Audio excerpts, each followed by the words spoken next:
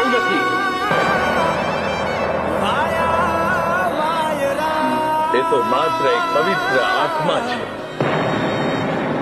અરે રે મામા કેમ કરી આડો થયો?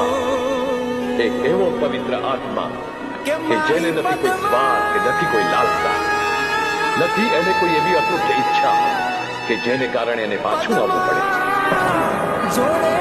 એ તો આવી છે પોતે આપેલું પ્રીતનું વચન નિભાવવા. એ તો આવી છે તમારા ઉજળા કુટુંબની આવડું સાચવવા. એ તો આવી છે બે કુટુંબને એવો દિલાસો આપવા કે એના વગર પણ તમારે જીવવું પડશે, પરંતુ લાગણીઓના